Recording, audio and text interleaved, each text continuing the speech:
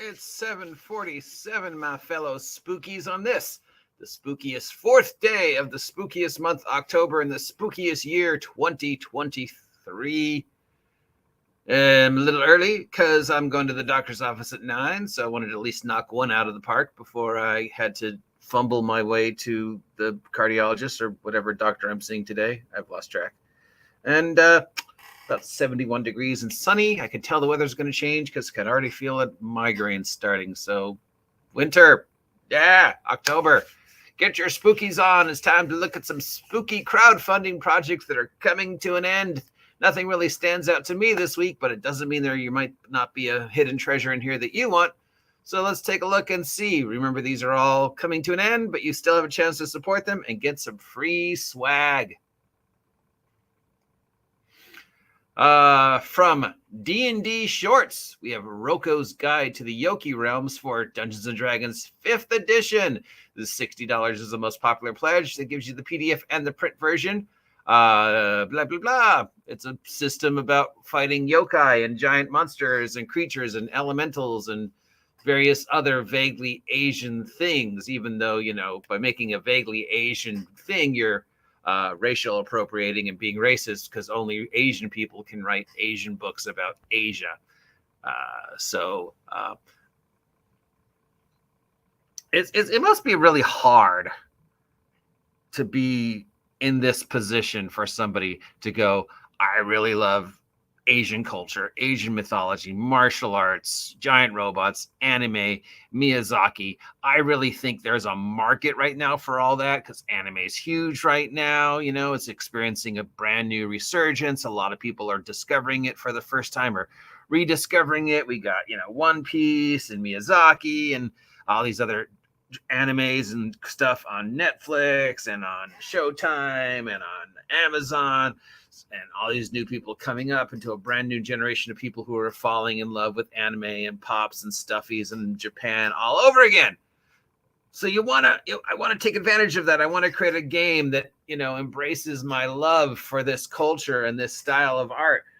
On the other hand, if I do, aren't I going against the very same things that I've been saying by saying, racism, diversity, cultural appropriation, only Asian people can create games about Asia.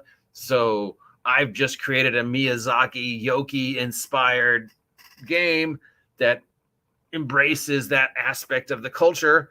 But by doing so, aren't I being racially appropriating and being racist and actually insulting the culture according to the people? How do I do this? How do I balance that line? I don't know. I mean, at this point, considering all the hate that has been directed towards, Asian-inspired role-playing games, all Oriental images and stuff by people, why would somebody want to now release a game that emulates that? Unless, of course, they feel that whole thing is now coming to an end because of the brand new anime. I don't know. Moving on, from Nerdburger Games, we have Capers Cyberpunk RPG. This is a superhero cyberpunk game set in the Capers universe. Capers was originally a gumshoe film noir meets superheroes, but then they've kind of spread it out over other timelines. So this is their cyberpunk take. Kind of sounds a lot like Wretched Vigilantes. Just saying. $40 is the most popular pledge for the PDF and the print version. It's Capers, but it's cyberpunk. From RPG Ramblings Publishing, we have Scoundrels of Brexgen issue number 2. This is compatible with Zephyrus Engine and Traveler. It's $3 for the zine. I mean, how can you go wrong? It's a $3 for a Traveler sci-fi zine. Pick that up. I mean, it's a no-win. From Tomb Guardians, we have Curse of the Usurper for Dungeons & Dragons 5th edition. $73 is the most popular pledge. Gets you the PDF and the print version of all 3 books. Is the largest 5e adventure campaign ever written with over 1,000 pages, 50 maps, 50 minis, and so much more. Plus, it's got voiceovers. So I'm assuming there's a CD that comes with it. So the $75 one gets you the PDF and the print version, but I guess the $100 one gets you the CD or the digital files. I don't know. I mean, I don't know how voiceover works in a book. Do you open the book and it starts talking like those little kid books? You know how they make those little, books for like toddlers that when you open up, it goes, moo, or there's little buttons on the side. Is that it? So is this actually the largest 5e adventure campaign ever written at 1,000 pages?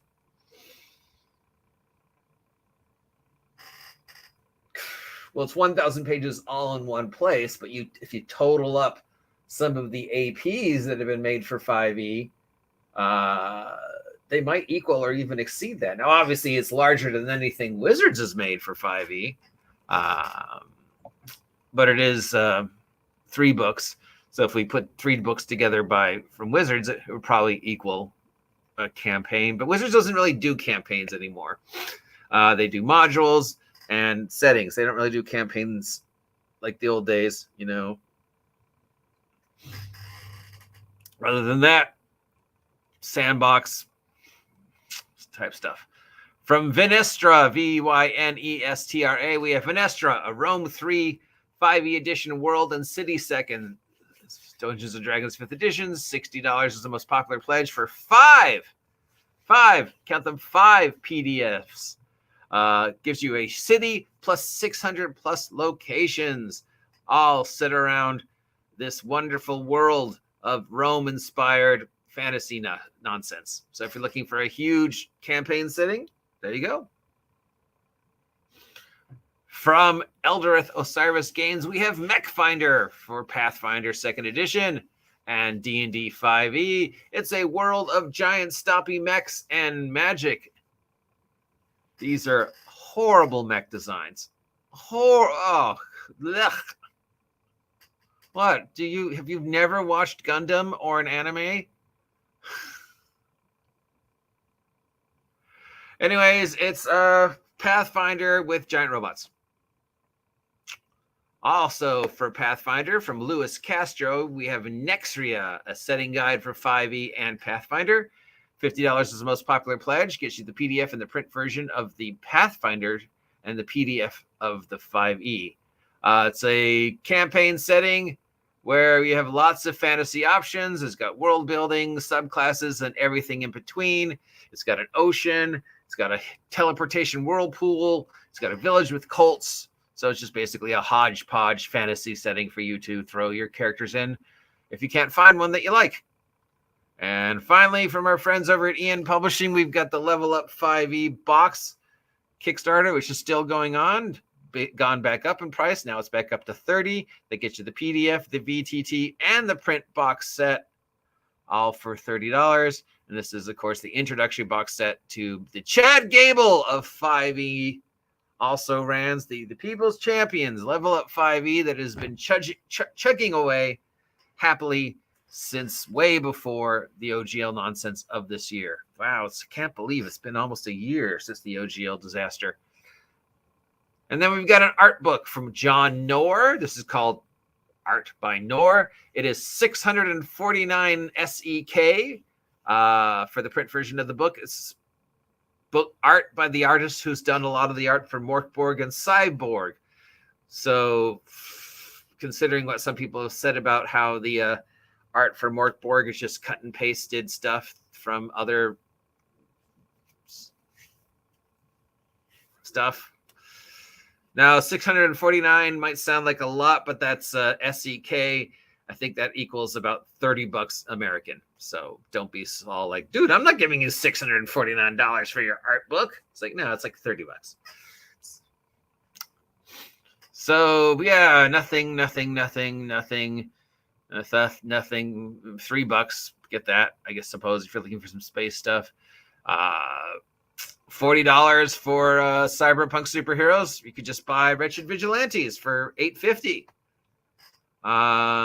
And then this. So yeah, nothing really stands out, but that's just me. Let me know if there's anything on that list you want to pick up. And if you're looking for some cyberpunk superheroes, you could do worse than checking out Wretched Vigilantes, linked down below. The latest source book for Wretched Vigilantes was just released this morning. Good Guys Never Win. It is the second in this series, following Bad Guys Never Lose, and the third in the series, Henchmen Sing the Blues, will be out either very late this year or early next year, and will complete, apparently, the Wretched Vigilantes story, because Miguel now says he wants to do something different. We'll talk about that in a separate vlog, but link down below if you want to buy Wretched Vigilantes and support the OGGM. Till next time, stay safe out there, and happy Halloween. Trick or treat.